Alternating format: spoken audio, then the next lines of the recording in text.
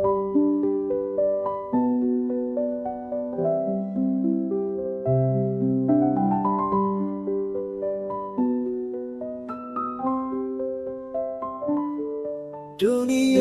penuh nestapa, kerusakan merajalela, ekonomi yang tak adil, kesenjangan terus bergulir, politik bertipu daya, kebenaran hilang makna, lingkungan merintih sedih, alam rusak tak terperi. Pendidikan kurang makna, generasi hilang arah, budaya penuh petaka, moralitas makin parah, kesehatan tak terjamin, manusia menderita, hukum tidak lagi adil, keamanan tak terjaga. Marilah kita bersama akhiri duka derita dengan syariat sempurna, Islam solusi dunia. Bersamalah kita bisa ubah segala derita dengan tuntunan ilahi, syariat khilafah pasti.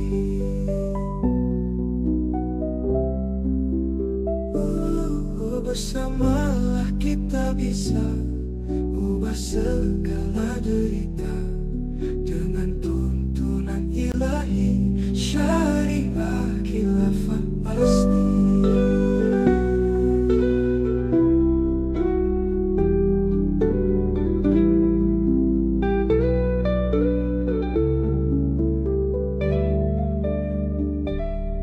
Pendidikan kurang makna, generasi hilang arah, budaya penuh petaka, moralitas makin parah, kesehatan tak terjamin, manusia menderita, hukum tidak lagi adil, keamanan tak terjaga. Marilah kita bersama akhiri duka derita dengan syariat sempurna, Islam solusi dunia. Bersamalah kita bisa ubah segala derita dengan tuntunan ilahi, syariat khilafah pasti.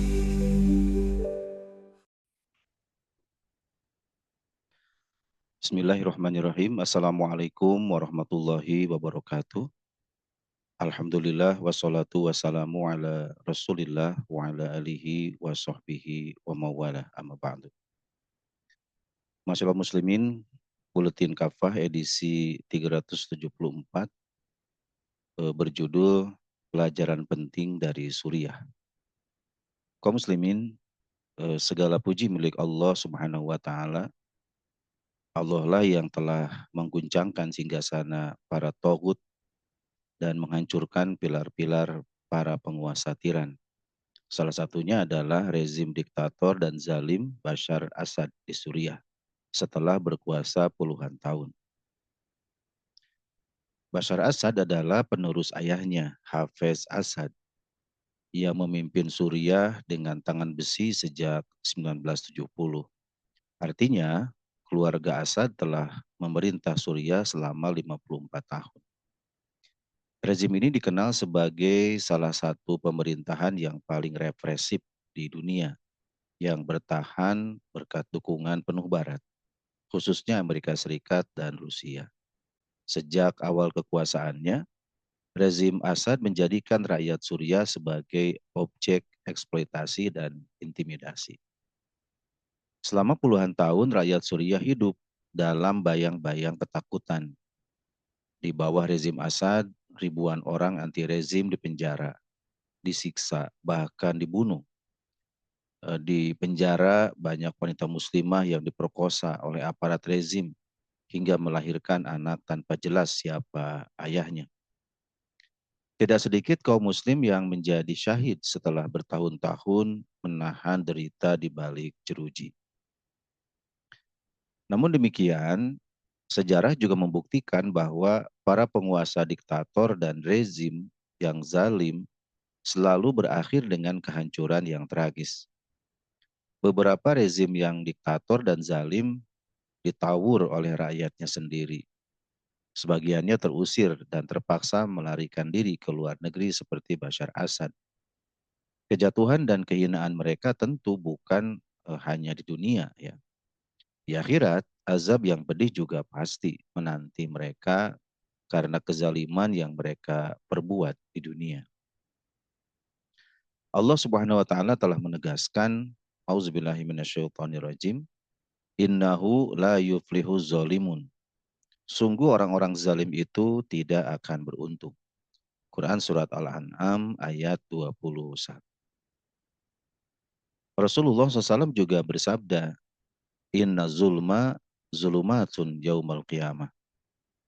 Sungguh kezaliman itu akan menjadi kegelapan pada hari kiamat. Hadis riwayat Bukhari dan Muslim. Di sisi lain, umat Islam seharusnya mengambil pelajaran dari kesabaran dan keteguhan kaum muslim di Suriah. Meski menghadapi kekejaman yang luar biasa, rakyat Suriah tetap teguh dalam keimanan dan ketakwaan mereka. Mereka tidak pernah menyerah dan putus asa. Mereka terus meneguhkan harapan untuk perubahan hakiki. Kesabaran dan pengorbanan mereka adalah teladan luar biasa bagi umat Islam di seluruh dunia. Orang-orang seperti mereka inilah yang Allah SWT beri penghargaan terbaik dengan karunia pahala yang tak terbatas sebagaimana firman-Nya dalam Quran surat Az-Zumar ayat 10. Innama yuwaffas sabirun ajrohum bi ghairi hisab. Sungguh Allah memberikan kepada orang-orang yang sabar pahala tanpa batas. Mana ayat ini, kata Syekh Abu Bakar Al-Jaiziri, pahala untuk mereka itu tidak lagi ditakar, tidak ditimbang, dan tidak lagi dihitung karena amat banyaknya. Rasulullah SAW pun sangat takjub dan memuji orang-orang yang sabar. Ajaban li amril mu'min, inna amrohu kullahu lahu khair, walaysa dhaka li ahadin illa lil mu'mini. In asobathu sarra'u syakara, fakana khairun lahu. Wa in asobathu darra'u sobara, fakana khairun lahu. Sungguh mengagumkan urusan seorang mukmin. Seluruh urusannya adalah kebaikan bagi dirinya. Hal demikian juga dimiliki oleh siapapun kecuali seorang mukmin. Jika ia mendapatkan kesenangan, ia bersyukur, dan itu baik bagi dirinya. Jika ia ditimpa kesulitan, ia bersabar, dan itu pun baik bagi dirinya. Hadis riwayat Muslim. Kaum muslimin, namun kejatuhan rezim Assad di Suriah bukanlah akhir perjuangan. Revolusi Syam yang diberkahi harus dijaga dari pembajakan oleh tangan-tangan kafir barat, terutama Amerika Serikat dan Rusia. Mereka selalu berusaha mempertahankan dominasi mereka melalui solusi-solusi palsu, seperti negosiasi politik dan pemerintahan boneka yang tetap berlandaskan sekularisme. Karena itu kita tentu berharap dan menyerukan kepada para pemimpin mujahidin dari berbagai faksi, juga kaum muslimin di Suriah. Yang pertama, wajib bersatu. Jangan sekali-kali bercerai-berai.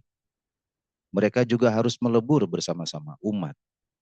Satukan visi dan misi yang sama, yakni membangun institusi pemerintahan Islam yang hakiki, yakni khilafah Islamiyah, di atas puing-puing sekularisme.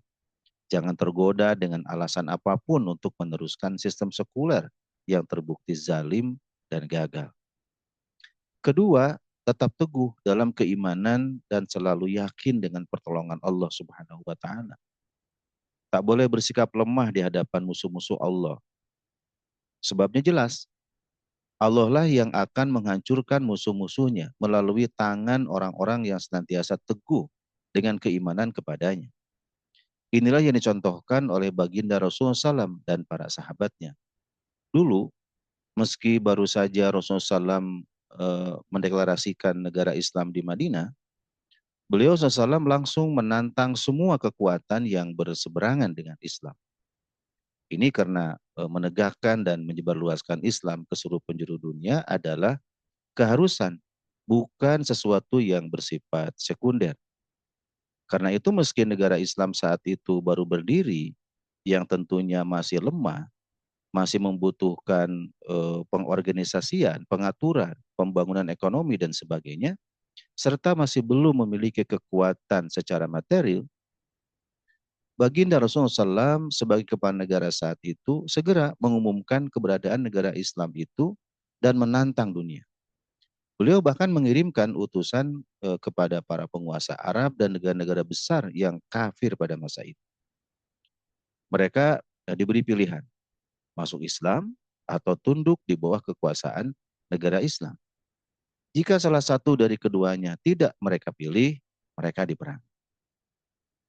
Karena itu, saat ini pun ketika kaum muslim khususnya di Suriah memiliki visi dan misi untuk menegakkan Islam dan kekuasaannya secara nyata, mereka harus yakin bahwa Allah Subhanahu wa taala akan menggagalkan rencana jahat siapapun, termasuk negara-negara kafir barat yang bersekongkol melawan mereka. Mereka harus selalu yakin bahwa Allah Subhanahu wa taala pasti akan melindungi mereka dari kejahatan negara-negara kafir. Tentu jika mereka tetap berpegang teguh dalam keimanan mereka dan dalam memegang prinsip-prinsip perjuangan sebagaimana yang telah digariskan oleh Rasulullah SAW. Terkait hal itu Allah berfirman dalam Quran surat Al-Hajj ayat 38, Innallaha yudafi'u 'anil ladzina amanu innallaha la yuhibbu kulla khawanin kafur. Sungguh Allah akan membela orang-orang beriman. Sungguh Allah tidak menyukai setiap orang yang berkhianat bagi mengingkari. Allah Subhanahu wa taala juga berfirman dalam Quran surat Al-Ahzab ayat 25. Awaradallahu alladziina kafaru bighaidhihim lam yanalu khaira. Allah menghalau orang-orang kafir itu dalam keadaan penuh dengan kejengkelan. Mereka tidak memperoleh keuntungan apapun. Ketiga, mereka harus senantiasa mewaspadai segala upaya makar barat, baik langsung maupun melalui tangan-tangan pihak lain yang berupaya membajak dan membelokkan revolusi ke arah yang bertentangan dengan Islam. Revolusi Islam, revolusi yang terjadi jelas harus selalu diarahkan pada Islam, bukan dengan tetap mempertahankan sekularisme. Karena itu tak boleh ada negosiasi ataupun kompromi apapun dengan pihak-pihak manapun termasuk asing atau barat yang notabene kafir yang jelas-jelas tidak menghendaki Islam. Apalagi Allah SWT telah jauh-jauh hari memperingatkan dalam Quran surat Al-Baqarah ayat 120. Walan tardu ankal yahudu walan nasara hatta tattabi'a millatahum. Kaum Yahudi Nasrani tidak akan pernah ridho kepada kalian hingga kalian mengikuti agama atau jalan hidup mereka. Kaum muslimin, apa yang terjadi di Irak, Libya, Tunisia, dan Mesir itu hendaknya menjadi pelajaran bagi kita. Betapa revolusi umat Islam dibajak sedemikian rupa oleh tangan-tangan barat kafir melalui kaki tangan mereka. Pada akhirnya yang terjadi hanyalah pergantian rezim lama ke rezim baru yang tetap sekuler dan tak kalah zalimnya. Contohnya Mesir. Jelas rezim Mesir saat ini hanyalah penerus rezim sekuler dan zalim sebelumnya yang ditumbangkan oleh rakyatnya sendiri. Rezim Mesir saat ini pun tetap menjalin hubungan baik dengan Israel yang menjajah dan membantai kaum muslimin Palestina. Tetapi mereka tetap melayani kepentingan negara-negara kafir barat yang nyata-nyata memusuhi Islam. Seperti Amerika Serikat juga tetap memusuhi berbagai kelompok umat Islam yang menghendaki penerapan syariat Islam secara kafah di negerinya. Rezim diktator Mesir ini juga terjadi seperti di dunia Arab ya, dan sejumlah negeri muslim lainnya. Bisa bertahan karena dukungan penuh barat, khususnya Amerika Serikat dan Rusia.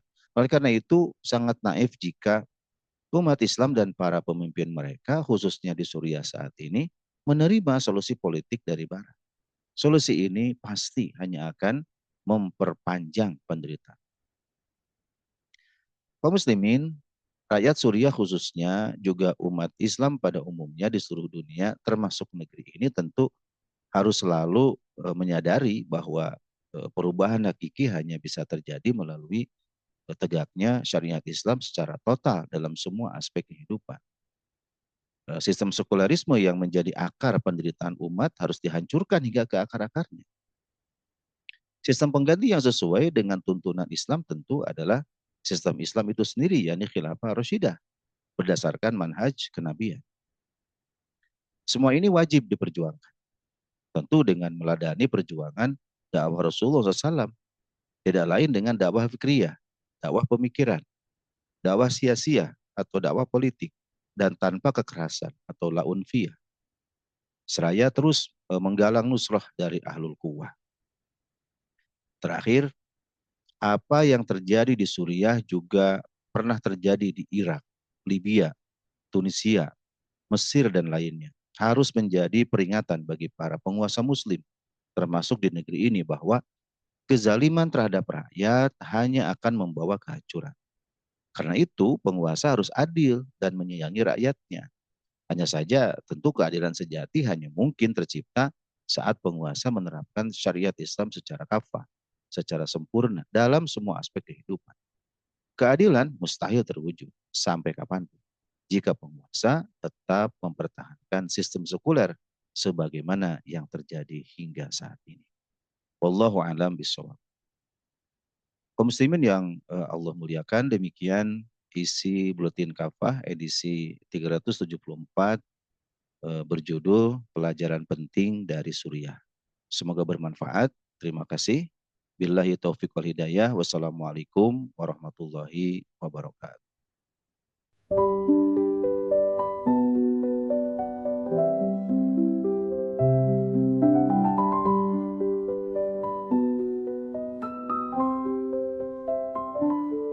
Dunia penuh nestapa, kerusakan merajalela, ekonomi yang tak adil, kesenjangan terus bergulir, politik bertipu daya, kebenaran hilang makna, lingkungan merintih sedih, alam rusak tak terperi, pendidikan kurang makna, generasi hilang arah, budaya penuh petaka, moralitas makin parah, kesehatan tak terjamin, manusia menderita, hukum tidak lagi adil, keamanan tak terjaga. Marilah kita bersama akhiri duka derita dengan syariat sempurna, Islam solusi dunia. Bersamalah kita bisa ubah segala derita.